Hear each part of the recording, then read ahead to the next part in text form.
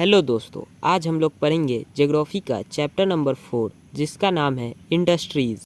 तो सबसे पहले यह समझते हैं इंडस्ट्री होता क्या है। सिंपल वर्ड्स में कहा जाए तो इंडस्ट्रीज एक ऐसा एक्टिविटी होता है जहां लोग या तो गुड्स बनाते हैं या मिनरल्स निकालते हैं या फिर सर्विस प्रोवाइड करते हैं। जैसे देखो, ये फैक्ट्री वाले नए नए सामान बना रहे हैं और ये आईटी वाला कंप्यूटर के थ्रू सर्विस दे रहा है। इन सबको मिला के हम इंडस्ट्री कहते हैं।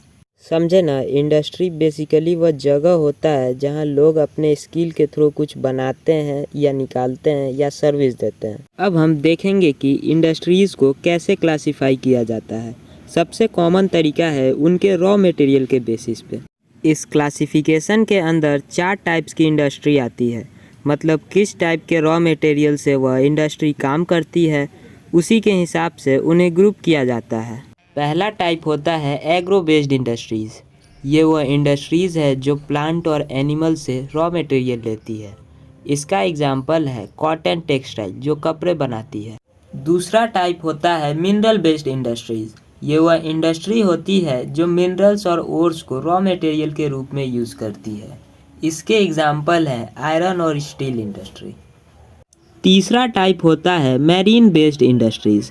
इनके रॉ मटेरियल समुद्र से आता है। मतलब ये इंडस्ट्री सी से मिलने वाली चीज़ें यूज़ करती है। इसका एग्जाम्पल है सी फूड या सी सॉल्ट।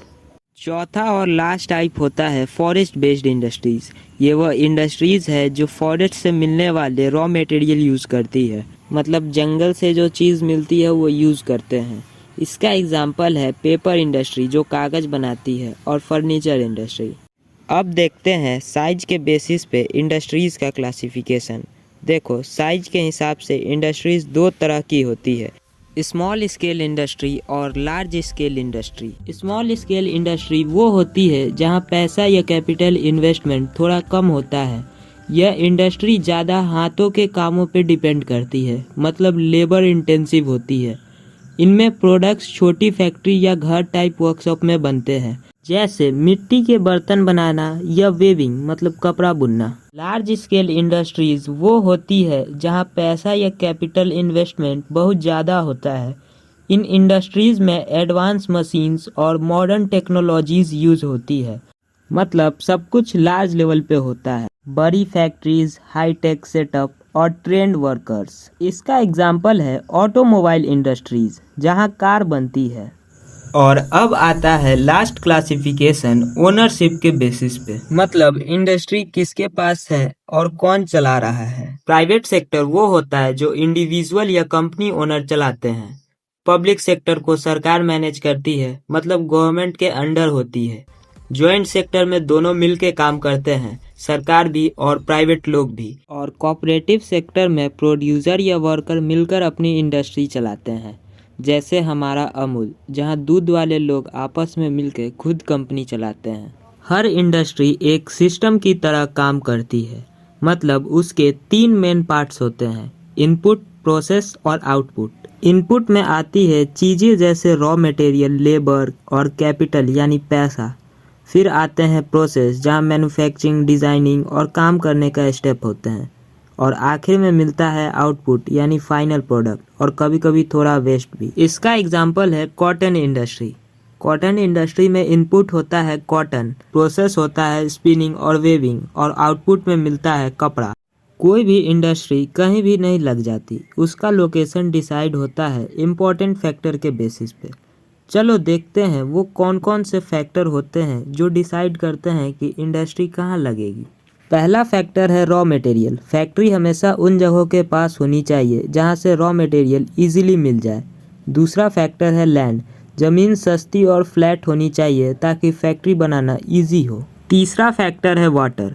मैन्युफैक्चरिंग प्रोसेस के लिए बहुत सारा पानी चाहिए होता है। चौथा फैक्टर है पावर। कंटिन्यूअस इलेक्ट्रिसिटी सप्लाई होना मस्ट है, वरना मशीन्स रुक जाएगी। पांचवा फैक्टर है लेबर, मतलब काम करने वाले लोग यानी वर्कर्स आसपास अवेलेबल होना चाहिए। सिक्स्थ फैक्टर है कैपिटल, मतलब फैक्ट्री चलाने के लिए पैसा या इन्वेस्टमेंट जरूरी होता है। सेवेंथ फैक्टर है ट्रांसपोर्ट। रॉ मटेरियल लाने और फिनिश्ड प्रोडक्ट भेजने के लिए अच्छा ट्रांसपोर्ट नेटवर्क होना चाहिए।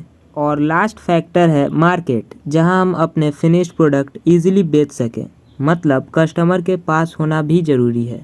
जब बहुत सारी इंडस्ट्रीज़ एक ही एरिया में इकट्ठी हो जाती है तो वो मिलकर एक इंडस्ट्रियल रीजन बना देती है।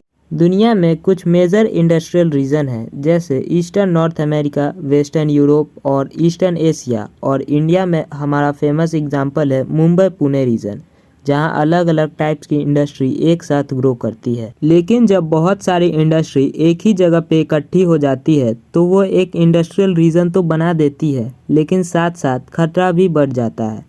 और अगर ऐसे एरिया में कोई बड़ा इंसिडेंट हो जाए तो उसका असर बहुत ज़्यादा होता है, इतना कि सब लोग और आसपास की जगह अफेक्ट हो जाती है। ऐसे बड़े और तबाही लाने वाले इंसिडेंट को हम कहते हैं इंडस्ट्रियल डिज़ास्टर। ऐसे बड़े डिज़ास्टर से बचने के लिए कुछ इम्पॉर्टेंट स्टेप फॉलो करना बहुत ज़रूरी है।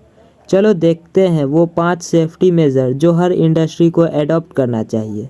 सबसे पहला, जहां लोग रहते हैं उन घनी आबादी वाले एरियाज़ को इंडस्ट्री से थोड़ा दूर रखा जाना चाहिए।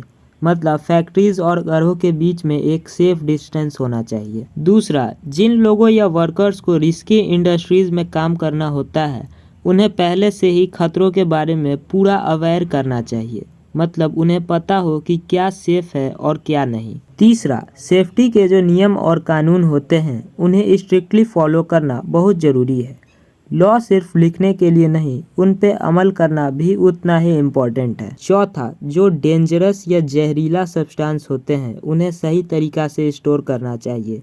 मतलब ध्यान से और सेफ जगह पर रखना चाहिए ताकि कोई लीक ना हो। और पांचवा, हर इंडस्ट्रीज़ के पास एक इमरजेंसी प्लान होना चाहिए। मतलब अगर कभी इंसिडेंट हो जाए तो सबको पता हो कि क्या करना है, कौन से स्टेप फॉलो करने हैं। इन 5 पॉइंट को फॉलो करना हर इंडस्ट्रीज़ के लिए बहुत ज़रूरी है ताकि कोई भी बड़ा हादसा ना हो और सब लोग सुरक्षित रहें। अब हम एक इम्पॉर्टेंट इंडस्ट्री का केस स्टडी करते हैं, आयरन एंड स्टील इंडस्ट्री। इसको मॉडर्न इंडस्ट्री का बैकबोन क्यों कहा जाता है? सिंपल है, क्योंकि कंस्ट्रक्शन के लिए बिल्डिंग्स, मशीन्स, कार्स, शिप, हर चीज़ बनाने के लिए स्टील चाहिए होता है। स्टील बनाने का प्रोसेस हेवी होता है। सबसे पहले आयरन और कोक और लाइमस्टोन को एक ह्यूज ब्लास्ट फर्नेस में डाला जाता है। वहाँ बहुत हाई टेम्परेचर होता है जिसमें ये सब मेल्ट होके मोल्टेन आयरन बन जाता है। फिर इस मोल्टेन आयरन को आगे प्रोसेस किया जाता है और तब जाके स्ट्रॉन्ग और यूज़फुल स्टील बनता है। अब चलो समझते हैं कि एक स्टील इंडस्ट्री का लोकेशन किन फैक्टर पे डिपेंड करता है, और इसको हम जमशेदपुर के एग्जाम्पल से समझेंगे। जमशेदपुर के पास ही आयरन ओर और कोल माइन है जिससे रॉ मटेरियल इजीली मिल जाता है। यह एक रिवर के पास है तो मैन्युफैक्चरिंग करने के लिए वाटर सप्लाई भी मिलती है, और यहाँ ट्रांसपोर्ट की फैसिलिटी भी काफ़ी अच्छी है जिससे रॉ मटेरियल लाना और भेजना इजी हो जाता है। इसी वजह से यहाँ का स्टील प्लांट इतना सक्सेसफुल है। लेकिन एक बड़ा प्रॉब्लम भी है, इंडस्ट्रीज़ बहुत सारा पॉल्यूशन भी क्रिएट करता है। जैसे एयर पॉल्यूशन तब होता है जब फैक्ट्री का धुआं हवा को गंदा कर देता है। वाटर पॉल्यूशन तब होता है जब हार्मफुल केमिकल्स को नदी या पानी में छोड़ दिया जाता है। लैंड पॉल्यूशन होता है सॉलिड वेस्ट को ज़मीन पर या ओपन एरियाज़ में डंप करने से। मतलब इंडस्ट्रीज़ का फ़ायदा तो है लेकिन इनके साइड इफ़ेक्ट भी होते हैं जो इन्वायरमेंट को हार्म करते हैं।